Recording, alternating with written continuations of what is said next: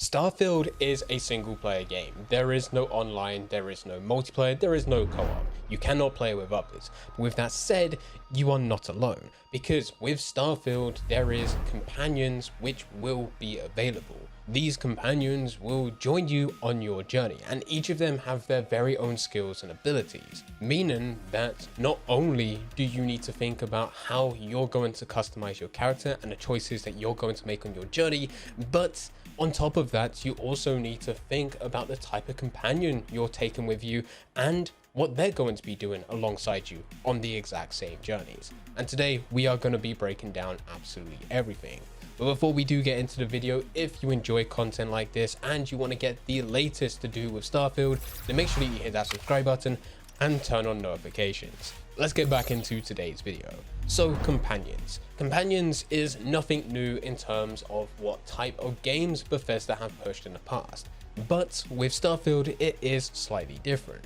Normally you're allowed to have some type of companion with every single faction within the game, but that's not the case with Starfield.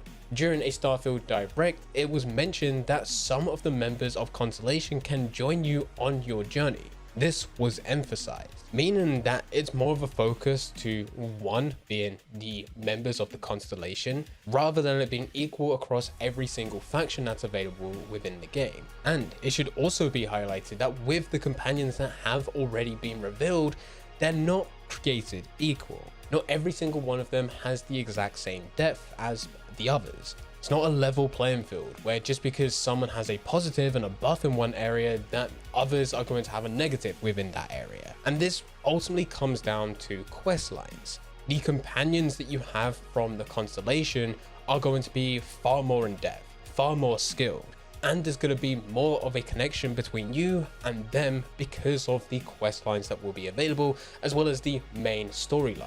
Whereas with some of the other factions, when you are able to go and get companions, even though they're limited in some ways, it's also even more limited due to it not being as deep as what we have with the members of Constellation. And this is stuff that you will need to think about when going through the game. Now, let's actually just talk as a whole. Companions have their very own sets of skills and abilities. Some of the better companions that have been revealed have a total of about 4 or 5 skills, whereas others, they are anywhere between 2 or 3. So with that in mind, let's actually go through some that have already been officially confirmed.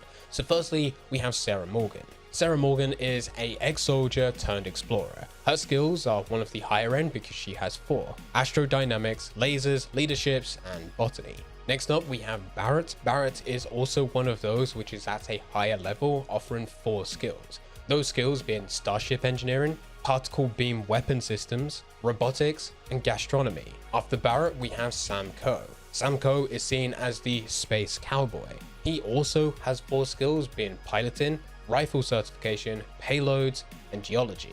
And so far, these are the 3 people that have the highest skill sets available.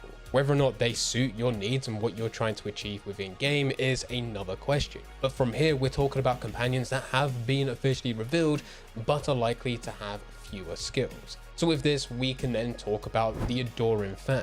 This is actually a trait that you can apply to your character, which will have you be worshipped by this Adoring Fan, and they will gift you gifts occasionally, but it does also mean that they're going to pop up every now and then, with some fairly annoying dialogue.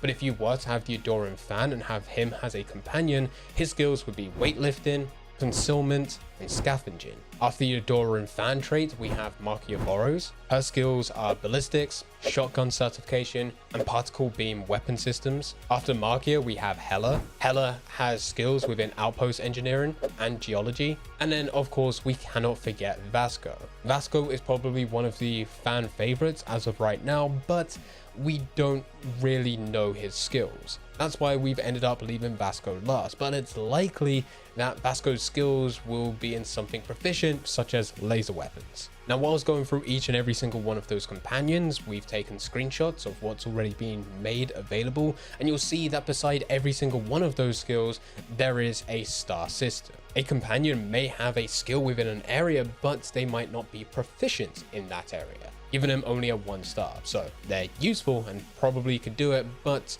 they're not going to be great at it.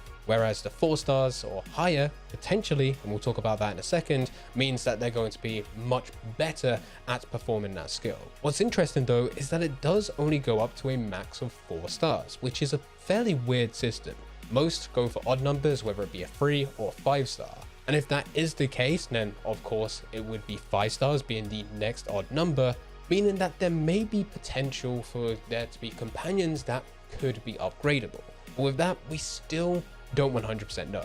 That is just a theory as of right now. It may be that there is 5 stars available for these skills, it's just as of right now, the companions that have been revealed are mid-tier down to bottom tier, and there could actually be other people which are much more efficient within these areas. Just like, for example, with Hela, he does only have 2 skills, but with Sarah Morgan, she has 4. There is a difference between those two. And also with Hela, his skills, even though he is within 2, they're not particularly amazing, geology only being 1 star and outpost engineering being 3 stars, which is higher than average, but it's still not the highest that it could possibly be. And I do need to reiterate that these are the ones that we know about for sure right now. Well, at least at the time recording this video, as we are getting closer to the release date, potentially by the time this video goes live, or depending when you watch it, there may be more that's being revealed. But it's likely, in fact, it's certain that there will be more companions available by the time that we get around to the full release. We just don't know how it's going to be laid out in terms of gameplay, because we do now know that it's not spread out evenly. Just because we have a certain amount from the Constellation doesn't mean that we're going to have that exact same amount of numbers of companions within the other factions. Now, with all of this, it's all good just selecting someone to be a companion, but there's a few issues with that. And it comes down to some of the traits that you select right at the beginning when you customize your character. Now, your traits in themselves are optional. You don't need to apply these to your character, you can have nothing, but it does also mean that if you don't have anything, you are missing out on the benefits. Whereas on the other hand, if you apply a trait, yes, you get to claim those benefits, but there's also a negative alongside them. For example, traits such as empath, extrovert, and introvert all revolve around you either being alone or with a companion, and if so, what type of companion? For example, with the extrovert trait, you will use less oxygen when adventuring with human companions, but that does also mean that you're going to need a human companion, because if you don't, it's going to be the case of you're going to end up using more oxygen if you were to adventure alone. And then the introvert trait is the complete opposite with this, whereas empath trait, that will mean that performing actions your companion likes creates a temporary increase in combat effectiveness, but it also means the opposite to this. If they dislike those actions, then there's going to be a temporary decrease in combat effectiveness. And these are things that you'll need to think about with the traits that you have and how they're going to react with the companion you have. And with all of this, there is a very fine line between different types of companions, because not every companion, just like what we mentioned earlier, where they weren't created equal in depth, they're also not always companions. Bethesda have put emphasis on there being companions within game and crew members. Crew members will be available within the game, and they're there to help you out. They're going to lend a helping hand. And it may be the case of them being on your spaceship, or it may be the case of them being on an outpost. Remember, you can create outposts, you can leave crew members there for them to operate said outposts, gathering resources whilst you're off doing what you need to do. Those don't class as companions, those are crewmates. Companions, on the other hand, are those which we have gone through.